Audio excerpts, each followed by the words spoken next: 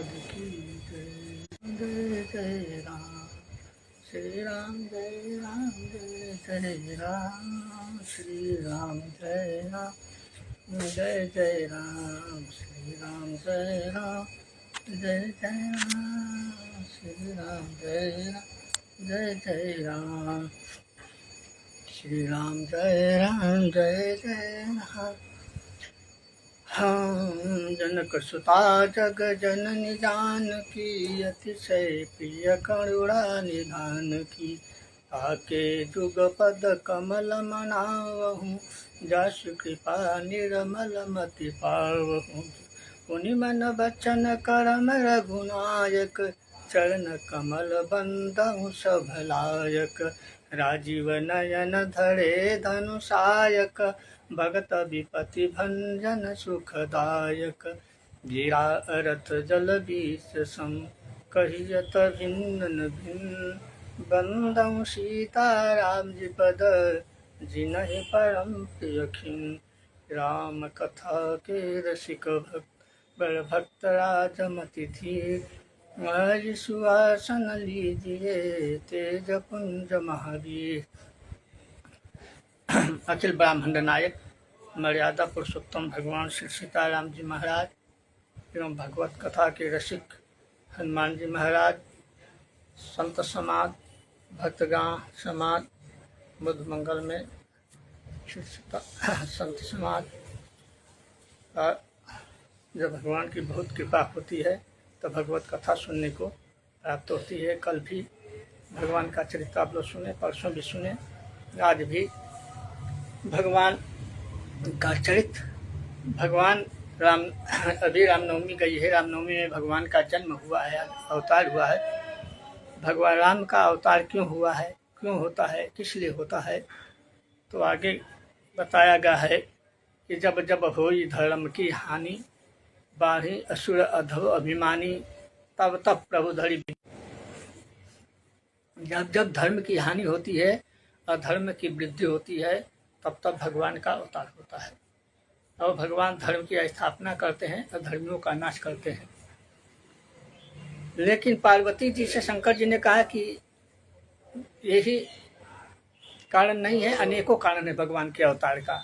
बताया गया कहीं कहीं कि सो केवल भगतन हित लागी, परम कृपालु प्रणत अनुरागी। सो केवल भगतन हित लागी, भगवान केवल भक्तों के लिए अवतार लेते हैं। दुष्टों का वध तो निर्मित है, एक हरी है, लेकिन दुष्टों का वध भगवान का गौण है। मुख्य भगवान का अवतार भक्तों के लिए होता है, क्योंकि अगर भगवान राक्षसों का वध के लिए अवतार लेते तो वो एक जगह बैठे ये राक्षसों का अवतार, राक्षसों का वध कर सकते हैं। लेकिन भक्तों ने जो वर मांगा है, वो वर एक जगह रहने से, साकेत में रहने से पूरा नहीं होगा, वैकुंठ में रहने से पूरा नहीं होगा। उनके लिए अवतार ही लेना पड़ेगा। जैसे मनुष्य शतरूपा ने वरदान मांगा था कि चाहूँ तुम्हें समान सुत, प्रभु सन कवन दुराव। हे प्रभु, मैं आपके समान पुत्र चाहता हूँ।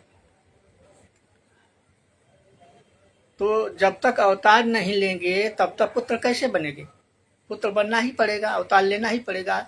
इसीलिए भगवान अवतार लिए।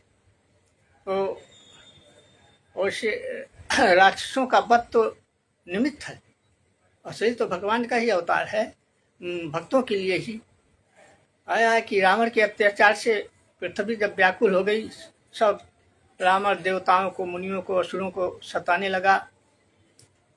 पृथ्वी से भार नहीं सहन हुआ, तो पृथ्वी ब्रह्मा जी के पास गई और पृथ्वी जी ने ब्रह्मा जी से कहा कि महाराज, आपने रावण को वरदान दिया है, आज वो वरदान से को पाकर सबको रक्षित कर रहा है, और इतना उसका भार हो गया है कि पृथ्वी का तीनों लोक में जितना भार नहीं है, उससे ज़्यादा इस पृथ्वी पर एक पर दो ही रावण का भय है, रावण का भार है। सबका भार हमको सहन हो जाता है, लेकिन राक्षसों का भार हमसे सहन नहीं होता है। इसलिए अब ये भार सहन नहीं हुआ जा रहा है, इसलिए आप किसी तरह पृथ्वी का भार दूर करिए और रावण का वध करवाइए। तब भगवान ने कहा, तब ब्रह्मा जी ने कहा कि देखिए तुम भगवान नारायण की दासी है, क्या करते दासी सु अविनाशी हमहु तोर सहाई। भगवान नारायण की दासी है, अब भगवान नारायण ही पृथ्वी की रक्षा करने वाले हैं, इसलिए चलिए पृथ्वी के सब देवता मुनि सब मिलकर भगवान से प्रार्थना किया जाए, भगवान ही कोई उपाय बना लगाएंगे। तो सभी देवता मुनि असुर, सभी देवता मुनि और पृथ्वी सब गए भगवान के पास। लेकिन पहले प्रश्न हुआ कि भगवान कहाँ मिलेंगे। बैठे सुरमन करहि, बैठे सुरमुनि करहि विचारा, कह पाइए प्रभु करिए विकारा। पूर्व बैकुंठ जान कह कोई, को कह पाए निधि बस प्रभु सोई। और जाके हृदय भगति जस प्रीति, प्रभु तहाँ प्रकट सदा यह रीति। कोई कहा बैकुंठ में चलिए, कोई कहा क्या नाम है बैकुंठ में चलिए, कोई कहा क्षीर सागर में है भगवान, कोई कहा कि भक्तों के हृदय में रहते हैं। तो उसी समाज में शंकर जी बैठे थे। शंकर जी ने कहा कि बैकुंठ में कहाँ जाएंगे, क्षीर सागर में कहाँ जाएंगे, किसी भक्त के हृदय में कहाँ खोजेंगे। कहो सो कहाँ जहाँ प्रभु नाही, कहिए कहाँ भगवान नहीं है। भगवान तो सब जगह, जैसे तिल में तेल व्याप्त है, घी में दूध में घी प्राप्त है व्याप्त है, उसी प्रकार भगवान है जो भूत प्राणियों के अंदर व्याप्त है। सबके चर अचर सबके अंदर भगवान है। इसलिए भगवान को अपने मन में दिल साफ करके प्रेम से खोजने की आवश्यकता है। प्रेम से प्रभु प्रगट जिमि आगी। जिस प्रकार से अग्नि सब जगह काठों में होती है, पत्थरों में भी होती है, लेकिन जब काष्ठ को रगड़ करते हैं तो अग्नि आप ऐसी प्रकट होती है। उसी प्रकार भगवान राम सर्वत्र हैं, लेकिन उनको जब पुकारते हैं प्रेम से तो भगवान स्वयं प्रकट होते हैं। कहों सो कहाँ जहाँ प्रभु नाय प्रकट होते हैं। इसलिए शंकर जी का वचन सबको अच्छा लगा। ब्रह्मा जी ने साधु साथ दिया। अब सब लोग वही भगवान की प्रार्थना करने लगे। सुनी बिरंच मन हरस तना, पुलक नयन बहनी, स्तुति करत जोड़ कर सावधान मत धी। सभी लोग स्तुति करने लगे। जय जय सूरनायक जन सुखदायक, प्रणत पाल भगवंता, गोदिज हितकारी, जय असुरारी सिंधु सुता प्रिय कंता। पालन सुर धरनी अद्भुत करनी, मर्म न जाने कोई, जो सहज कृपाला दीन दयाला, करव अनुग्रह सोई। इस प्रकार से जब देवताओं ने, मुनियों ने, पृथ्वी ने सब स्तुति किया, तो उसी समय भगवान आकाशवाणी की, जनि डर पहु मुनि सिद्ध सुरेशा, तुम्हें लागी धरि हूँ नर भेषा। अनशन सहित मनुजय अवतारा, अलेयहु दीना कर वंश उदारा। जनि डर पहु मुनि सिद्ध सुरेशा, हे मुनियों सिद्धो इंद्र आप डरो मत, तुम्हें लागी धरी हो नर भेषा, तुम लोगों के लिए हम मनुष्य तन धारण करूंगा। अब मनुष्य तन धारण करके पृथ्वी का धारण करूंगा। किसके यहाँ? तो कहते हैं कि कश्यप अदिति महातप किन्हा, तिनको मैं पूरब बर दिन्हा। कश्यप अदिति ने बहुत घोर तपस्या किया है और उन्हीं को पहले हम वरदान दे चुका हूँ। ते दशरथ कौशल्या रूपा, वही कश्यप ऋषि कश्यप अदिति के रूप में अयोध्या में प्रकट होगी, उन्हीं के यहाँ अवतार लूंगा। अब कहेंगे कि मनुष्य रूपा को भगवान ने जब वचन दिया था कि होई हो अवध भुआ, तब मैं हो तुम्हारे सुता, जब अयोध्या के राजा बनेंगे आप और महारानी शत्रुपा कौशल्या बनेगी, तब मैं वहाँ अवतार लूंगा, आपके यहाँ अवतार लूंगा। तो आज कश्यप अतिथि कैसे कह रहे हैं? तो कहते हैं कि भगवान कल्प भेद हरिचरित सुहाए, भांति अनेक मुनीशन गाए। हर कल्पों में भगवान का अवतार होता है। राम जी का हर कल्पों में भगवान भिन्न भिन्न रूप में अवतार लेते हैं और चरित करते हैं। तो किसी कल्प में मनुष्य शत्रुपा के यहाँ दशरथ कौशल्या बने और किसी कल्प में कश्यप अदिति बने, जैसे आप समझिए। लेकिन कथा सब सही है। तो कहते हैं कि वहीं पर भगवान अवतार लेने के लिए कहे, और जब भगवान ने ये वचन दिया कि मैं दशरथ कौशल्या जी के यहाँ प्रकट होऊंगा, तो उसी समय सबसे कहे कि आप लोग निर्भय हो जाओ, अब भय को त्याग दीजिए, अब लोग को अब जितना दिन भय की, अब भय करने की कोई ज़रूरत नहीं है। इसके बाद सब देवताओं को संतोष हुआ। देवता जाने लगे तो ब्रह्मा जी ने कहा, अरे देवताओं कहाँ जाने लगे? कहा महाराज, जब भगवान ने हम लोग का विनय सुन लिया, प्रार्थना सुन लिया, तो अब जाए नहीं तो क्या करें? तो ब्रह्मा जी ने कहा कि बड़े स्वार्थी हो आप लोग, भगवान ने आपको निर्भय किया और आप चल दिए। अरे भगवान आ रहे हैं तो हम लोग का भी तो कोई कर्तव्य है। देवताओं ने कहा, मुनियों ने कहा कि भाई हम लोगों का क्या कर्तव्य है?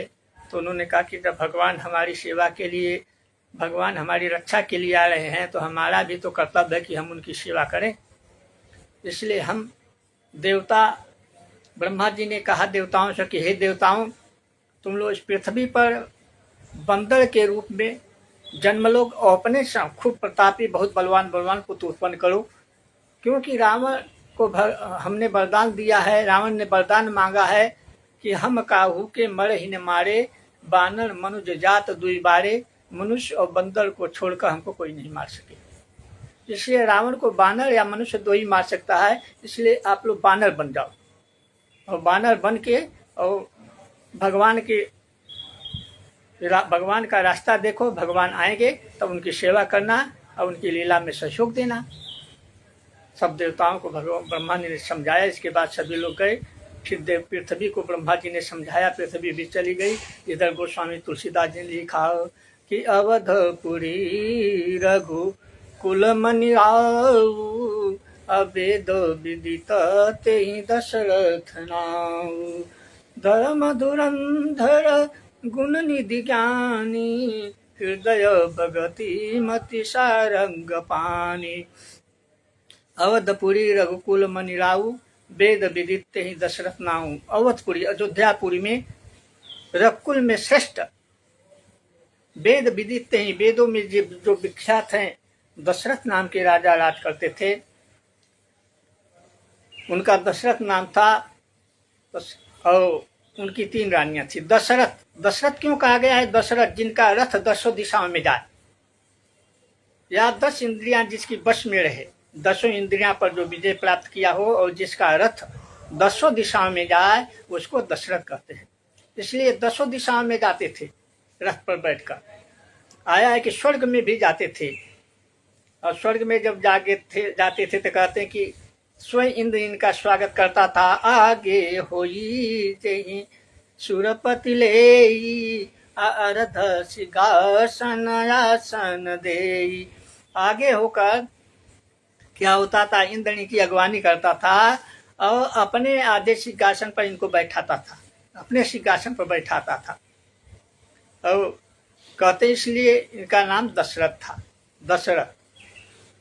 और इनकी 3 रानियां थी। कौशल्या आदि नारी प्रिय, सब आचरण पुनीत, पति अनुकूल ही प्रेम दृढ़, हरिपद कमल विनीत।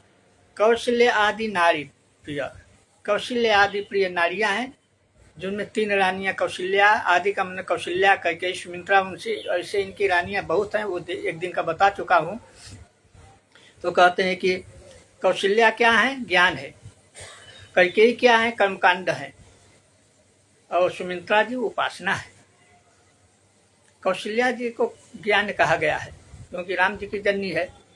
सुमित्रा जी को, कैकेयी जी को कर्मकांड कहा गया है क्योंकि कर्मकांड में एक अक्षर भी अगर गलत हो जाता है तो उसका उल्टा फल होता है। उसी प्रकार कैकेयी से राजा दशरथ जी ने पूछा नहीं, अभी ना पूछे राम जी के राज की तैयारी करने लगे तो उल्टा हो गया, राम जी के राज के जगह पर वनवास हो गया। और सुमित्रा जी उपासना है क्योंकि सुमित्रा जी ने अपने पुत्र लक्ष्मण को स्वयं राम भक्ति का उपदेश दिया है, राम जी को साथ जाने का उपदेश दिया है। तात तुम्हारे मातु वैदेही, पिता राम सब भांति सनेही, जो पेशिया राम बन जाही, तब अवध तुम्हारा काज कछुना। ये सुमित्रा है। है जो उपासना है। ये 3 रानियां हैं। तो कौशल्य आदि नारी प्रिय सब आचरण पुनीत, पति अनुकूल है प्रेम दृढ़, हरिपद कमल विनीत। और सभी का भगवान के चरण में मन रहा है। कहते हैं कि एक बाल भूपति मन माही, अभय गलानी मोरे सुत नाही, गुरु गृह गयहु तुरत महिपाला, अचरण लागी कर विनय विशाला। एक बार भूपति मन माही, भई गलानी मोरे सुत नाही। एक बार राजा दशरथ जी के मन में गलानी होने लगी कि हमें पुत्र की प्राप्ति नहीं हुई। क्या गलानी एक ही बार हुई? नहीं, गलानी तो बहुत बार होती है, लेकिन एक बार इसलिए कहा गया है कि जहाँ विशेष काम हो और उस काम की सिद्धि होती है, इसलिए उसको एक बार कहा गया है। विशेष काम जहाँ हुआ उसको एक बार कहा गया है। जैसे एक बार वशिष्ठ मुनि आए, करी पूजा प्रभु मुनि बैठारे, एक बार चुनि कुसुम सुहाए, निज कर भूषण राम बनाए, एक बार कर तर बल बीना, गावत हरि गुण गान प्रवीणा, अक्षीर सिंधु गवने मुनि नाथा, अजह बच श्रीनिवास सुति माता। माता माने एक बार, ऐसे बहुत शब्द आया है जहाँ विशेष कोई कार्य हुआ है, इसलिए। तो इसलिए यहाँ एक बार भूपति मन माही, अभय गलानी मोरे सुत नाही।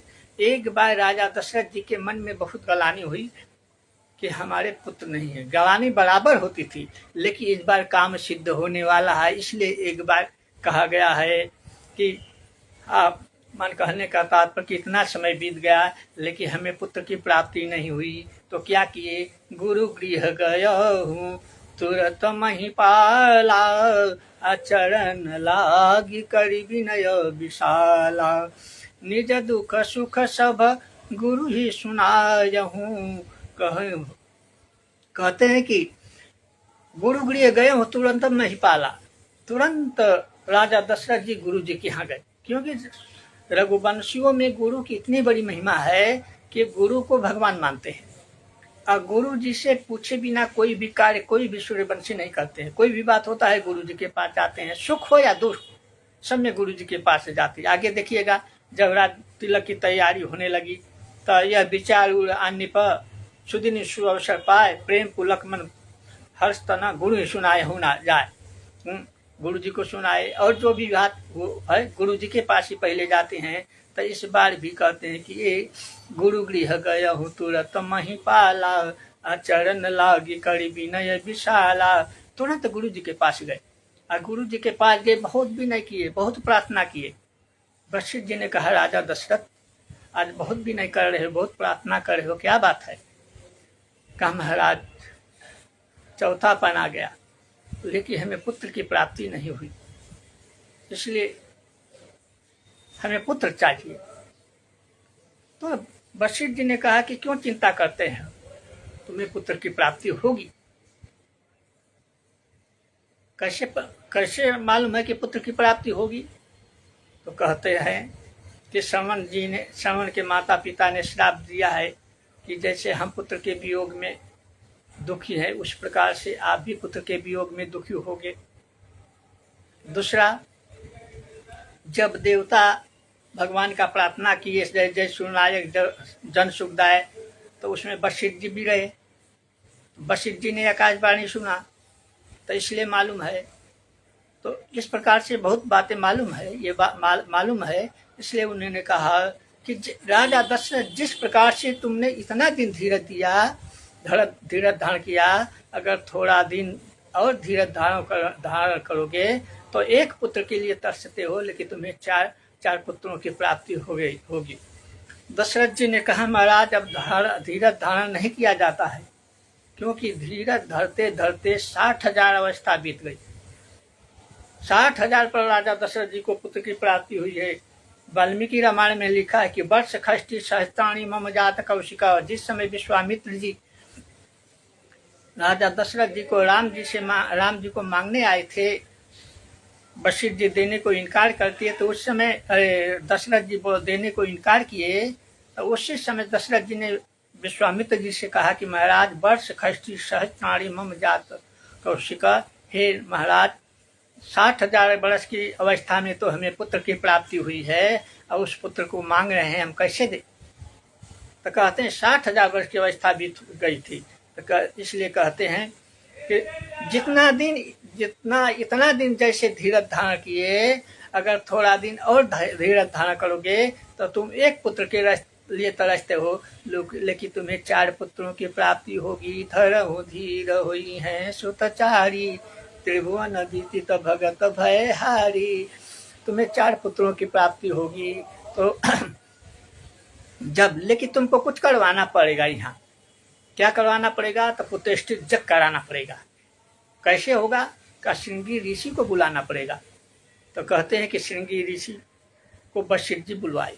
श्रृंगी ऋषि वशिष्ठ बुलावा, अपुत्र काम शुभ यज्ञ करावा। श्रृंगी ऋषि को वशिष्ठ जी बुलाए। श्रृंगी ऋषि कहाँ रहते थे? अपने पिताजी के यहाँ। श्रृंगी ऋषि विभांडव ऋषि के पुत्र थे और एक मृग के शरीर से उनका जन्म हुआ था। मृगी के शरीर से एक बार विभांडव ऋषि तप कर रहे थे, तो उनका तेज है जो जल में स्खलित हो गया, तो उसको एक मृगी ने, जल पीने आई थी, मृगी ने पी लिया, तो उसी के साथ वो गर्भवती हो गई। और जब गर्भवती हो गई तो समय पार कर मृगी से ही श्रृंगी ऋषि उत्पन्न हुए, इसलिए उनका 2 सिंह था श्रृंगी ऋषि का। तो आज से लेकर जब से जन्म हुआ तब से वो कहीं बाहर नहीं गए, वहीं रहते थे और किसी दूसरे पुरुष का वो दर्शन भी नहीं किए थे, न स्त्री को देखे थे न पुरुष को देखे थे। इसलिए उनको संसार के बारे में कुछ मालूम नहीं था। तो उसी श्रृंगी ऋषि को विभांडव ऋषि के यहाँ से बुलाए। विभांडव ऋषि के यहाँ से क्यों बुलाए? कि विभांडव ऋषि राजा, एक ऋषि थे, उनके नाम था, अंग देश के राजा थे। अंग देश के राजा थे राजा दशरथ जी के मित्र। राजा दशरथ जी के मित्र, तो उन्हीं के यहाँ ये राजा दशरथ जी के मित्र हैं। उन्होंने वहीं विवाह हुआ था इनका, क्योंकि राजा दशरथ जी को पुत्र होने से पहले एक कन्या हुई थी। वो कन्या कहाँ, वो किसके यहाँ हुई थी? किसी के, कहीं लिखा है कि सुमित्रा जी से हुई थी, कहीं लिखा है कि कैकेयी के यहाँ से हुई, कैकेयी से हुई थी। लेकिन उसको राजा दशरथ जी ने उन्हीं से विवाह कर दिया। किससे विवाह करवाया? श्रृंगी ऋषि से। अब श्रृंगी ऋषि को बुलाए विभांडव ऋषि के यहाँ से। तो राजा दशरथ जी, अंग देश के राजा जो रहते थे, उनका नाम इस समय हमें याद नहीं आ रहा है, तो उन्हीं के यहाँ रहते थे। तो राजा दशरथ जी लेने के लिए गए। पहले वो अपने पिताजी के पास रहते थे, लेकिन अंगराजा के यहाँ कैसे गए? अंगराजा के यहाँ कैसे गए? अंगराज के, तो कहते हैं कि उनको कोई पुत्र नहीं था। उनके राज में एक बार अकाल पड़ा, और जब अकाल पड़ा तो बहुत समय तक वर्षा नहीं हुई, जनता भूखे मरने लगी। और जनता भूखे जब मरने लगी तब उस समय राजा ने ब्राह्मणों को बुलाया, कहा कि बताइए भाई आप लोग, ये कैसे पानी बरसेगा? किसी ने कहा कि अगर आपके राज में श्रृंगी ऋषि आ जाएंगे तो पानी बरसेगा। श्रृंगी ऋषि आएंगे तो पानी बरसेगा, वर्षा होगी। तो श्रृंगी ऋषि आएंगे तो वर्षा होने लगेगी। कौन लेने के लिए जाएगा कि महाराज आप छोड़ जाइए? तो कहते हैं, तो उन्होंने कहा कि कैसे आएंगे श्रृंगी ऋषि, क्योंकि उनके पिताजी बहुत क्रोधी हैं, पता चल जाएगा तो वो श्राप भी दे देंगे। कहा महाराज पहले है जो कुछ वेश्याओं को भेजिए, क्योंकि वो स्त्री पुरुष दूसरे को देखे नहीं है। उन्होंने वेश्याओं को बुलाया और कहा कि भाई श्रृंगी ऋषि को बुलाना है, आप लोग ले आ सकते हैं? उन्होंने कहा कि हाँ महाराज हम लोग ले आएंगे। कैसे ले आएंगे? तो कहते हैं कि आप एक नौका बनाइए, मंगाइए, बनवाइए खूब सुंदर, और उसमें खूब सारा सुंदर खाने पीने की अच्छी अच्छी वस्तु दीजिए, भर दीजिए, हम लोग लेकर जाएंगे। तो राजा ने बहुत सुंदर नौका बनवाया में उसमें खाने पीने की अच्छे सुंदर है जो भोग की सामग्री सब भर दिया। और जब भर दिया, वेश्या है जो गई जहाँ विभांडव ऋषि रहते थे, उसी घाट पर जाकर अपने नौका को रोक दिया। और जब नौका को रोक दिया तो अब वो सोचती थी वेश्याएं कि जब राजा कहीं चले जाएं, अरे मुनि कहीं चले जाएं, तब हम लोग जाएं वहाँ पर श्रृंगी ऋषि से मिलने के लिए। तो समय पाकर विभांडव ऋषि कहीं बाहर चले गए, और जब वो बाहर चले गए तो वेश्याओं को समय मिल गया। अब वेश्या गई श्रृंगी ऋषि के आश्रम पर, तो श्रृंगी ऋषि कभी स्त्री को देखे नहीं थे। सुंदर देखे तो वो सोचे कोई देवता होगी, देवी होगी, तब उनका पूजन किए। पूजन करने के बाद सुंदर कंदमूल फल इत्यादि ले आके दिए। तो वेश्याओं ने कंदमूल खाया, मीठा मीठा, कहा कि आप के यहाँ यही फल होता है, अगर हमारे यहाँ आप चलेंगे तो हम बहुत सुंदर फल आपको खिलाएंगे, आप कभी खाए नहीं होंगे। कहे ठीक है, तो कहे कि चलिए। तो नौका में बैठाई और नौका में बैठा कर लेकर चल दी। जब नौका में लेकर चलने लगी तो अब विभांडव ऋषि का भी राजा को डर था कि कहीं श्राप न दे दे, तो पूरे राज में लिखवा दिया, बोर्ड लगवा दिया कि राज श्रृंगी ऋषि के हैं। माने विभांडव ऋषि के आश्रम से लेकर और वहाँ तक लिखा दिया कि ये विभांडव ऋषि का ये राज है, श्रृंगी ऋषि का राज है, श्रृंगी ऋषि का राज है।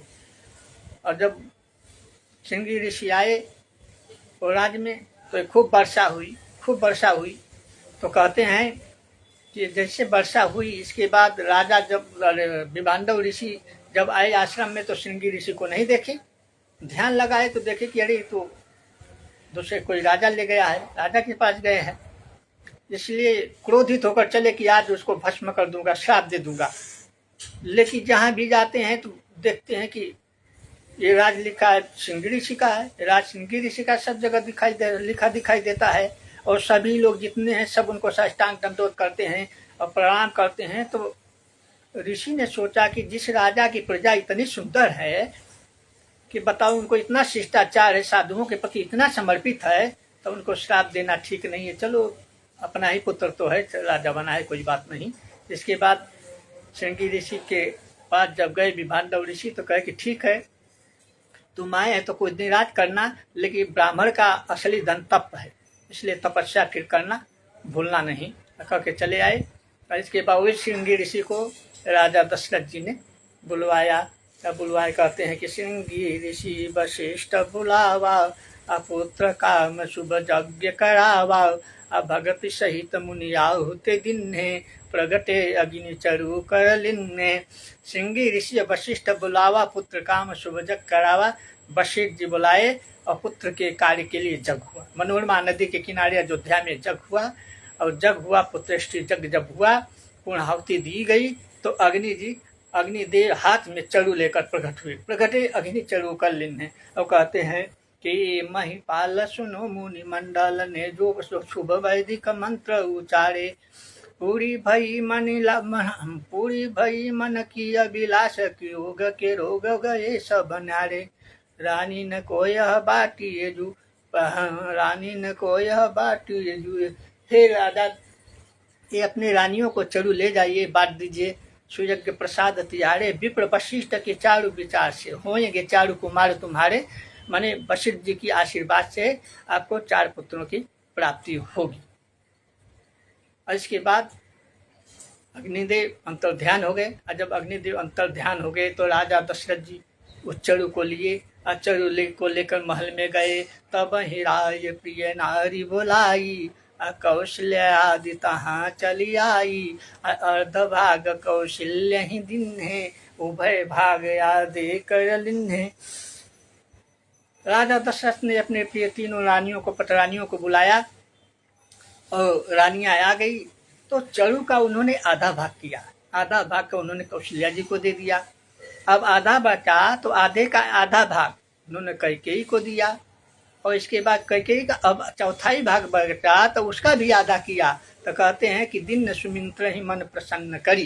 कैकेयी और कौशल्या जी हाथ पकड़ के सुमित्रा जी को मन प्रसन्न करके दी। क्यों? तो उसका अगले दिन परसों भाव बताए थे, इसका जो भाव होगा परसों बताए थे, रोज बताना नहीं था, ठीक है। तो कहते हैं कि इसलिए कि जिस समय सुमित्रा जी को चरु बटा था तो वो एक श्रापित शील आई, उनके हाथ से छीनकर और अंजनी जी भी पुत्र के लिए तप कर रही थी। वो चड़ू को छीनकर और अंजनी जी के हाथ में ले जाकर डाल दी और अंजनी जी ने वो खाया, तो उसी से उनको पुत्र की प्राप्ति हुई। अब सुमित्रा जी रोती थी कि हमारे पुत्र को तो अब चील लेकर भग गई, अब मैं पुत्र कैसे उत्पन्न करूंगी। तब सुमित्रा जी और कैकेयी जी और कौशल्या जी सुमित्रा जी का हाथ पकड़कर उनको समझा कर कहे कि देवी बहन जी, अगर हम आपके चड़ू को चीन लेकर चले गए तो हम दोनों बहना भी अपनी चड़ू को ग्रहण नहीं की हूँ, इन चड़ू को आप खाइए और पुत्र प्राप्त करिए। उसी समय 2 के भाग को खाने से सुमित्रा जी ने कहा कि 2 के चड़ू को मैं खाती हूँ, इसलिए हमें 2 पुत्र की प्राप्ति होगी। तो एक पुत्र कौशल्या जी का जो पुत्र होगा उनकी सेवा में रहेगा और एक पुत्र कैकेयी जी का जो पुत्र होगा उनकी सेवा में रहेगा। इस प्रकार से तीनों रानियों ने खीर खाकर गर्भ धारण किया। यही विधि गर्भ सहित सब नारी, भई हृदय हर्षित सुख भारी। आजादी न ते हरि गर्भ ही आए, असुकल लोक सुख संपत्ति छाए। यही विधि गर्भ सहित सब नारी, किस प्रकार से, जिस प्रकार से संसार की स्त्रियां गर्भवती होती है वैसे नहीं, चड़ू खाकर माने खीर खाकर तीनों रानियां गर्भवती हो गई। और कहते हैं कि जा दिन ते हरि गर्भ ही आए, सकल लोक सुख संपत्ति छाए। जिस दिन से हरि गर्भ में आए, भगवान गर्भ में आए, उसी दिन से संसार में सुख संपत्ति छा गए और कष्ट मिट गए। अब कहते हैं कि जहाँ दिन से हरि गर्भ ही आए, हरि गर्भ में आई। अब यहाँ कहते हैं कि भगवान गर्भ में नहीं आते हैं, क्योंकि संसार के लोग हैं जो गर्भ में आते हैं अपना कर्म भोगने के लिए। पुनरपि जननम पुनरपि मरणम पुनरपि जननी जठरे शयनम, माने अपना कर्म भोग के लिए बार बार जन्म लेते हैं। कहते हैं बार बार अवतार जन्म लेते हैं और गर्भ में जाते हैं, बार बार मरते हैं। ये तो कहते हैं कि इस प्रकार से मनुष्य आते हैं। लेकिन भगवान यहाँ लिखा कि हरि गर्भ में आए, तो कहते हैं कि भगवान गर्भ में नहीं आए। नहीं भी, अगर भगवान गर्भ में भी आ जाए तो गर्भ में भगवान तो सभी जगह है, हमारे अंदर भी है, जड़ में है, चेतन में भी है। तो कष्ट हमको होगा, भगवान को नहीं होगा। भगवान तो सब जगह ही है, भगवान से कोई जगह खाली नहीं है। आया है कि भगवान की तो बात छोड़िए, एक धर्मात्मा व्यक्ति भी अगर कहीं रहता है तो उसको दुख नहीं होता। जैसे जब भगवान श्री कृष्ण परलोक को चले गए, महाभारत में लिखा, अपने धाम को चले गए, तो उस समय प्रसंग आता है कि जब भगवान पर धाम को चले गए तो पांडवों ने सोचा कि जब भगवान चले गए तो हम लोग रह के क्या करेंगे, इसलिए चलो हम लोग भी चले कहीं बर्फ में, उत्तराखंड में बर्फ में गड़ के हम लोग अपना शरीर त्याग देंगे। तो कहते हैं कि 5 पांडव और द्रौपदी चल दिए। और चल देने पर जब उत्तराखंड में गए तो कहते हैं कि वहाँ जाने पर सबसे पहले द्रौपदी है जो गर्भ उसमें गिरने लगी, बर्फ में गिरने लगी, गलने लगी। तो धर्मराज से बोले कि महाराज मैं गल रही हूँ। कहा ठीक है गलो, कोई बात नहीं। तो भीम ने कहा कि महाराज द्रौपदी क्यों गल रही है, क्या बात है, उसको बचाइए। कहा नहीं, वो गल रही इसलिए कि इसके 5 पति थे, लेकिन 5 पति रहते हुए ये पक्षपात करती थी, अर्जुन को ज़्यादा मानती थी, इसलिए इसको दंड भोगना पड़ता है। इसके बाद जब वो चले गए तो अर्जुन गर्भ में बर्फ में गलने लगे। तो उन्होंने कहा कि अब अर्जुन ने आवाज़ दिया महाराज मैं भी गल रहा हूँ। कहा गलो, कोई बात नहीं, ठीक है। तो भीम ने पूछा कि अर्जुन क्यों गल रहे हैं। कहा अर्जुन इसलिए गल रहे हैं कि ये जो जिसके पास बल होता है, कोई चीज़ आता है उसको रख कर छिपाता है, रखता है, तो उसको भी दुख भोगना पड़ता है। ये चाहता तो महाभारत का युद्ध अकेले जीत सकता था, लेकिन इसने अपना पूरा बल दिखाया नहीं। वही विराट राजा के यहाँ अपना पूरा बल दिखाया था कि अकेले ही सब कौरव पांडव सब कौरवों की सेवा को परास्त कर दिया था, लेकिन महाभारत के युद्ध में पूरा बल नहीं दिखाया, इसलिए उसको भोगना पड़ता है। अब वो चले गए। इसके बाद नकुल भी गए। तो नकुल ने कहा महाराज हम भी जा रहे हैं। तो नकुल जी ने कहा कि ठीक है जाओ। तो कहा महाराज नकुल क्यों जा रहे हैं। कहा नकुल इसलिए जा रहे हैं कि ये सुंदर बहुत थे और सुंदरता का अभिमान था, इसलिए जा रहे हैं, क्योंकि अभिमान किसी वस्तु का होता है तो उसका भी पतन होता है। इसके बाद सहदेव जाने लगे। सहदेव जी ने कहा भैया हम भी जा रहे हैं, हम भी गल रहे हैं। कहा तुम भी गलो, कोई बात नहीं। तो भीम जी ने पूछा कि महाराज सहदेव क्यों जा रहे?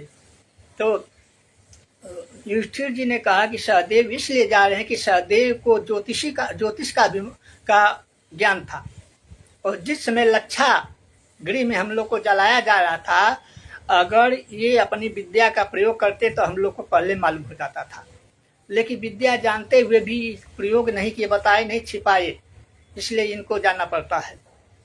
अब अंत में भीम ने कहा महाराज मैं भी गल रहा हूँ। ठीक है, को गलो, कोई बात नहीं। कहा मैं क्यों गल रहा हूँ, मेरा भी तो बताइए। का तुम खाते ज्यादा थे, भोजन ज्यादा करते थे। तो कहने का ज्यादा भोजन भी दुख का घर होता है। तो कहते हैं कि सब चले गए तो धर्मराज बचे। तो धर्मराज के लिए विमान आया। अब विमान आया तो उस पर बैठे और स्वर्ग को जाने लगे। तो एक कुत्ता भी आया, कुत्ता भी उनका चढ़ने लगा। तो धर्मराज कहे कि वो दूत कहा कि महाराज स्वर्ग में कुत्ता नहीं जाता है। तो धर्मराज ने कहा कि हमारा शरणागत है, अगर ये नहीं जाएगा तो मैं भी नहीं जाऊंगा। तो धर्मराज कुत्ता के जगह पर वो धर्मराज हो गए वहाँ। तो कहते हैं कि विमान में बैठे तो पहले उनको नर्क में ले गए, नर्क में ले गए दूतों। तो नर्क के जितने भी वासी थे, जय हो धर्मराज, जय हो धर्मराज, धर्मराज की जय जयकार करने लगे। तो उन्होंने पूछा धर्मराज ने दूतों से कि ये बताइए महाराज कि नर्क में हमारी क्यों जय जयकार हो रही है, नर्क के लोग हमारी जय जयकार क्यों कर रहे हैं? तो दूतों ने कहा कि महाराज आपके आने से स्वर्ग में रहते हैं जितने, नर्क में जितने रहते हैं नर्कवासियों को सुख हो रहा है, उनका पीड़ा खत्म हो गई है, इसलिए ये आपकी जय जयकार कर रहे हैं। तो धर्मराज ने कहा कि जब नर्क में रहने से हमारे कारण इतने व्यक्तियों का दुख दूर हो गया तो हम नर्क में ही रहेंगे, स्वर्ग नहीं जाएंगे। तो कहते हैं कि उसी समय नर्क समाप्त हो गया, स्वर्ग हो गया। तो कहते हैं कि जब धर्मात्मा पुरुष नर्क में भी जाता है तो वहाँ स्वर्ग हो जाता है, तो भगवान गर्भ में भी आएंगे तो उनको दुख नहीं होगा। इसलिए नर्क की यातना मनुष्य के लिए है, भगवान के लिए नहीं। इसलिए कहते हैं कि जा दिन ते हरि गर्भ ही आए। दूसरा, हरि का तात्पर्य, हरि माने सिंह भी होता है, हरि माने सांप होता है, हरि माने हवा भी होता है। तो हरि हवा को कहते हैं। तो कहते हैं कि गर्भ में भगवान नहीं गए, कौशल्या जी के गर्भ में भगवान नहीं गए, हवा भर दिए। क्यों हवा भर दिए? कि यदि कौशल्या जी को गर्भ, तो भगवान को तो गर्भ में आना नहीं है, यदि गर्भ नहीं दिखाई देगा और पहले पुत्र हो जाएगा तो सब लोग यही कहेंगे कि कौशल्या जी को तो गर्भ रहा नहीं, इनको पुत्र कैसे हो गया, लगता है कि किसी दूसरे का पुत्र लेकर आई हैं और कहती हमें पुत्र हो गया है। इसलिए भगवान ने कौशल्या जी के गर्भ में हवा भर दिया। जैसे ब्रह्मवैवर्त पुराण में आया है कि जिस समय कौशल्या जी को गर्भ हुआ, भगवान जिसके गर्भ में आए तो भगवान नहीं आए, हवा से भर दिए। भगवान तो प्रकट होते हैं, कौशल्या जी के यहाँ भी प्रकट हुए, गर्भ से नहीं हुए, देवकी जी के यहाँ भी प्रकट हुए। इसी प्रकार जैसे कौशल्या जी के, जैसे देवकी के गर्भ में भगवान ने हवा भर दिया कि 9 महीना मालूम दे कि गर्भ है, लिखा है, प्रमाण है। तस्या अष्टमो गर्भो वायु पूर्णो बभू, माने देवकी का 8वां गर्भ हवा से भर गया। तो कहते हैं कि जिस प्रकार से देवकी का 8वां गर्भ हवा से भरा था, उसी प्रकार कौशल्या जी का भी गर्भ हवा से भर गया, जिससे मालूम हो रहा है कि पुत्र है, इसमें उनको गर्भ है। तो कहते हैं, इसलिए कहते हैं कि जा दिन ते हरि गर्भ ही आए, असकल लोक सुख संपत्ति साए, मंदिर में सब राज ही रानी, शोभाशील तेज की खानी। अब मंदिर में रानियां सभी शोभित हो रही हैं। कैसे? शोभाशील तेज की खानी, तीनों रानियां 3 की खानी है। शोभा की खानी कौन है? कौशल्या जी, कौशल्या। शोभाशील राम यश धामा, शील की खानी कौन है? कैकेयी, क्योंकि शोभा कौन है? लक्ष्मण जी हैं, अरे राम जी हैं। और शील कौन है? शीलता की खानी कैकेयी जी, क्योंकि भरत जी को धारण किए हैं गर्भ में, इसलिए भरत जी शीलता, भरत जी के अंदर शीलता है। और तो कहते हैं लक्ष्मण जी, कैकेयी, ये भी तेज की खानी है। राज राम अतुल बल जैसे, तेज निधान लखन पुनि तैसे, क्योंकि तेज के खानी लक्ष्मण जी को गर्भ में धारण की है सुमित्रा जी, इसलिए तीनों रानियां 3 की खानी है। खानी समझते हैं किसको कहते हैं? खान उसको कहते हैं, जैसे कोयला जहाँ होता है तो कहते हैं कोयला के खानी है बाहर, कहीं से सोना निकलता है, अरे फलाने खान से सोना निकला है, सोना का खान है। उसी प्रकार कौशल्या जी सबसे सुंदर जो हैं भगवान राम, तीनों लोक में जिनके समान कोई कोटि कामदेव के समान सुंदरता है जिनकी, वो उतने सुंदरता को गर्भ में धारण कर जन्म देने वाली माता कौशल्या, इसलिए शोभा की खानी है। भरत जी शीलता की खाने शीलता है, तो वो भरत शीलवान भरत जी को जन्म देने वाली कैकेयी जी हैं, इसलिए शील की खानी है। और तेज लक्ष्मण जी तेज के निधान तेजस्वी है, और वो तेज को धारण करने वाली सुमित्रा जी हैं, इसलिए वह तेज की खानी है। मंदिर में सब राजही रानी, शोभाशील तेज के खानी, सुख जित कछुक काल चल गए हूँ, सो प्रभु प्रगट सो अवसर भय हूँ। अब कब कुछ समय बीत गया तो भगवान का अवतार हुआ, सो प्रभु प्रकट भगवान प्रकट हुए। कैसे प्रकट हुए? कहते हैं कि जब भगवान का प्रकट होने का समय आया तो कहते हैं कि कौशल्या जी ने एक स्वप्न देखा, और कौशल्या जी स्वप्न अपने दासी को बता रही हैं। सुतल रहली से जरिया, सपन एक देखली, सपन एक देखली न हो ललना, केला ललना हरियर केला के धवरिया, आंगनमा कोई रोपेला हो। कौशल्या जी ने कहा कि हे दासी, आज मैंने स्वप्न देखा है। और स्वप्न में क्या देखा है कि हरियर केला का पेड़ कोई हमारे आंगन में लगा रहा है। तो देखो, सुंदर स्वप्न जब मिले देखे तो बताना नहीं चाहिए किसी से, क्योंकि सुंदर स्वप्न जब देखते हैं या किसी से बता देते हैं तो उसका फल नाश हो जाता है। जैसे और खराब स्वप्न देखो तो तुरंत बता दो, खराब स्वप्न बताने से उसका फल नष्ट हो जाता है। लेकिन सुंदर स्वप्न देखे तो बताना चाहिए, तो चाहे पिताजी को बताओ या गुरु जी को, ऐसे श्रेष्ठ व्यक्ति को बताओ, नहीं ऐसे नहीं बताना चाहिए। तो उससे पहले कौशल्या जी दासी जी को बता रही हैं कि सुतल रहली से जरिया, सपन एक देखली, सपन एक देखली न हो ललना, सुंदर केला की हरियर केला की धवरिया, आंगनवा कोई रोपेला हो। हे दासी, मेरे आंगन में कोई केला का पेड़ लगा आया है। तो दासी ने तुरंत कौशल्या का मुख बंद कर दिया। अरे रानी, ये बात बताइए मत किसी को। चुप रहू हे रानी, चुप रहू, केहू से कहब जानी, केहू से कहब जानी हे रानी, तोहरे तो हुई है ललनवा, अंगनवा उजागर हुई है रानी, तोहरे तो हुई हाँ होरी लवा, महलिया उठे सोहर। हे रानी, आपको पुत्र की प्राप्ति होगी, आपके महल में सोहर गाया जाएगा, इसलिए आप मत बताइए। कहते हैं कि जब दासी ने शांत करा, इसलिए कहते हैं कि घर दिन बीतला पहर, दिन बीतला पहर, दिन बीतल न हो ललना, धन्य धन्य कौशल्या जी के भाग, महलिया उठे सोहर है ललना, धन्य धन्य कौशल्या जी के भाग, राम जी प्रगट भइल है। धन्य धन्य चैत के महीनावा से नवमी के शुभे दिनवा, नवमी के शुभे दिनवा है ललना, धन्य धन्य जोड़िया के रात, महलिया उठे सोहर है ललना, धन्य धन्य जोड़िया के रात, महलिया उठे सोहर है।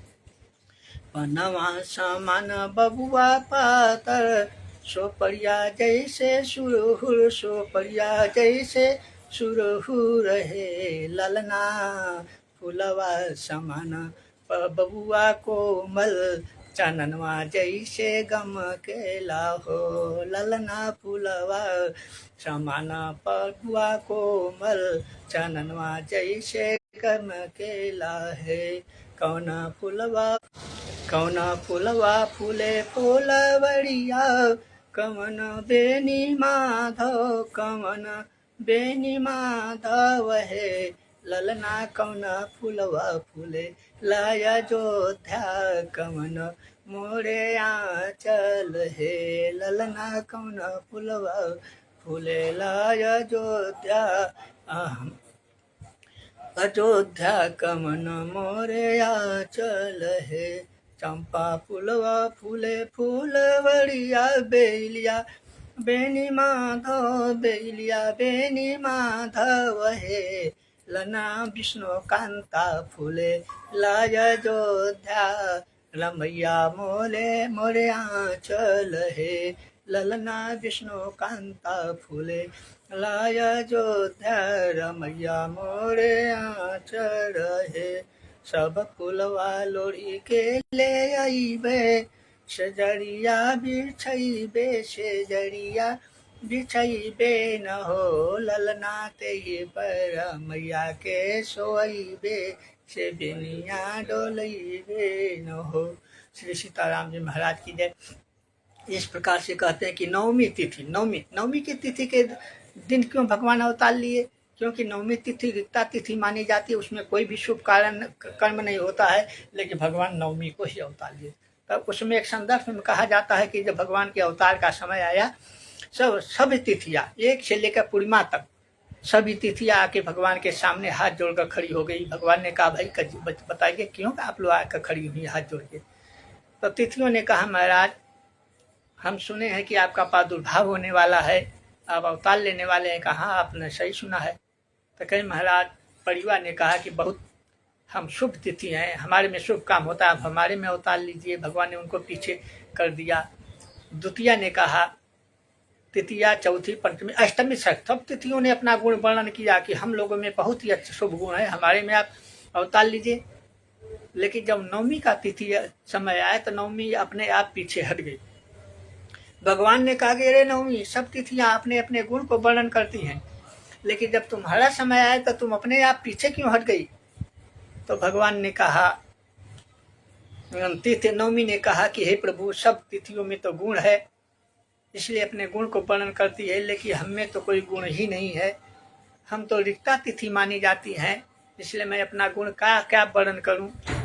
तो भगवान ने कहा कि जो दीन होता है उसी को मैं अपनाता हूँ, मेरा नाम दीनानाथ है, इसलिए चलो जो जिसको कोई नहीं अपनाता मैं अपनाता हूँ, इसलिए चलो मेरा जन्म नवमी के दिन ही होता, मेरा अवतार नवमी के दिन को होता है।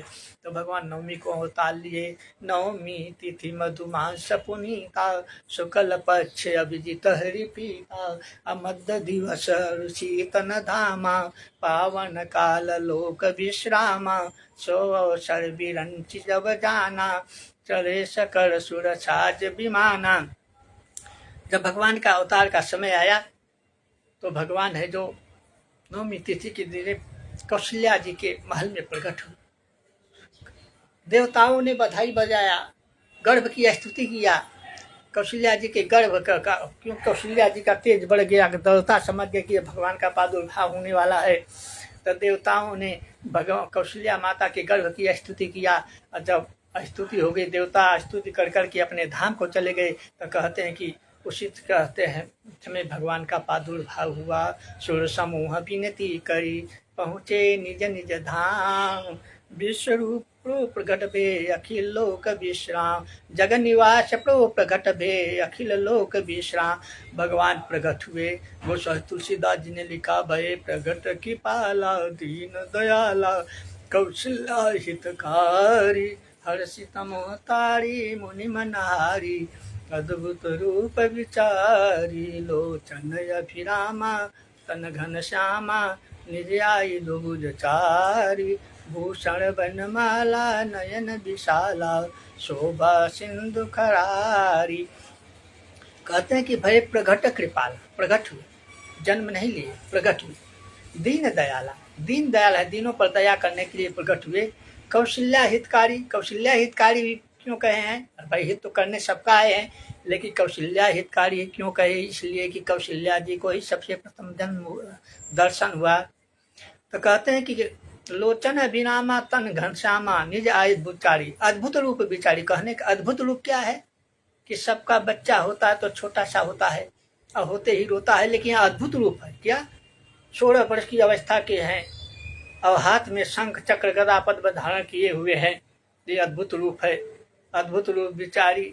माता पुनि बोली सो मति डोरी तजं ताते रूपा की जय सुशीला अति प्रियशीला यह सुख परम अनुपा। माता कौशल्या जी ने कहा, प्रभु आप इस रूप में आए हैं 16 वर्ष के बच्चे बन के, तो बताइए आपको जो देखेगा तो कौन कहेगा कि आप मेरे पुत्र हैं, इसलिए आप छोटा बनेंगे तभी तो। कौशल्या जी ने कहा, भगवान ने कहा कि हे माता, हम इतना बड़ा बनकर इसलिए आया हूँ कि तुमको एक कथा सुनाना है। क्या कथा सुनाना है प्रभु? जन्म लेते ही आप कथा सुनाने लगे, क्या कथा सुनाना है? तब भगवान ने कहा कि मनु रूप धरि किन्नी याचना पिता ने, तुमने कौशल्या धरि वचन सुनायो है। दिन हो प्रमाण तप तीर्थ खान नैमिष को, मेरे ही समान सुत वरदान पायो है। बिंदु कभी सुन के कहते हैं कि हे प्रभु, हे माता, तुम पूर्व जन्म में कौशल्या थी, पिताजी मनु थे, तुम दोनों ने हमारे लिए तप किया, तो हम प्रकट हुए वरदान मांगने के लिए कहे, तो तुम दोनों ने मेरे समान ही पुत्र पाए मांगा। तो हमने कहा कि मैं अपने समान कहाँ खोजूंगा, मैं स्वयं पुत्र बनकर आया हूँ, तो इसलिए आ गया हूँ पुत्र बन के। कौशल्या जी ने कहा कि प्रभु अब इतना बड़े रहेंगे तो कौन जानेगा कि आप हमारे पुत्र नहीं, इसलिए छोटा हो जाइए। तो भगवान क्या किए, उसी समय छोटा हो गए। सुनी बचन सुदाना रोदन ठाना, कोई बालक सुर भूपा, यह चरित जगा वही हरिपद पावही, तेन परहि भवकूपा। सुनी बचन सुजाना रोदन ठाना, वही बालक सुर भूपा। भगवान का वचन सुन के, कौशल्या जी का वचन सुन के भगवान छोटे हो गए। छोटे हो गए तो कहते हैं कि रोने लगे। सुनि शिशुदन परम प्रिय बानी, सब ब्रह्मचर्य आई सब रानी, हर्षित जहाँ तहाँ दाई दासी, आनंद मगन सकल पुरवासी। सब रानियां दौड़ी आई, पहले रानियां दौड़ी, दासी अभी नहीं आई। रानियों की आई, क्यों आई? तो कहते हैं कि भगवान का रोना पहले रानियों ने ही सुना। गजब है, सबको सुनना चाहिए तो रानियां कैसे सुन पाई? कहते हैं कि भगवान जिसको सुनाना चाहते हैं पहले वही सुनता है। जब भगवान श्याम सुंदर वृंदावन में रास रचने के लिए राज के समय बंसी बजाए, तो वहाँ तो सब था, लेकिन उस समय भगवान के बंसी का शब्द केवल गोपियों ने सुना, गोपियों आई। उसी प्रकार भगवान अवतार लिए तो पहले भगवान रोने का शब्द रानियों ने सुना, सब रानियां दौड़ी आई। इसके बाद हर्षित जहाँ तहाँ धाई दासी, आनंद मगन सकल पुरवासी। इसके बाद दासियां दौड़ी हुई आई। एक दासी दौड़ते दौड़ते गई महाराजा दशरथ जी के पास, महाराज बधाई हो बधाई हो। राजा दशरथ जी ने कहा, देवी कौन सी, क्या बधाई है? का कौशल्या जी ने लाला, सुंदर लाला का जन्म दिया है। राजा दशरथ जी ने अपने गले से हाल उतार कर रानी को निछावर के, दासी को निछावर के रूप में दे दिया और तुरंत हर्षित हुए, प्रसन्न हुए और कहे बजाओ हूँ बाजा। तुरंत बाजा बजाने का आदेश दिया और राजमहल में बाजा बजने लगा और क्या नाम है, सुंदर गाना होने लगा, नाच होने लगा, सब लोग धूमधाम मचाने लगे। इसलिए जायो कौशल्या जी ने लल्ला, मुहल्ला में हल्ला सा मच गयो, तीन महारानी के भय चार चंदा, तीन महारानी के भय चार चंदा, छायो त्रिलोक उजियल्ला, मुहल्ला में हल्ला सा मच गयो। रानी लुटावे राजा लुटावे हंधन सोना, राजा लुटावे हाथी घोड़ा, रत्न जवाहर के गल्ला, मुहल्ला में हल्ला सा मच गयो। रानी लुटावे हर कंठा कंगनवा, रानी लुटावे हर कंठा कंगनवा, मर के मर दरिया ओ छल्ला, मुहल्ला में हल्ला सा मच गयो। सुर नर मुनि सब जय जय करत है, सुर नर मुनि सब जय जय करत है, श्लोका निकला दिवल्ला, मुहल्ला में हल्ला सा मच गया। आयो कौशल्या जी ने लल्ला, मुहल्ला में हल्ला सा मच गया। श्याम रामचंद्र की जय। इसलिए अयोध्या में है जो खूब है जो बधाई बज रही है, इसलिए अब बधाई बजने दीजिए। बधाई के आगे जो होगा कल सुनाएंगे। जय श्री राम।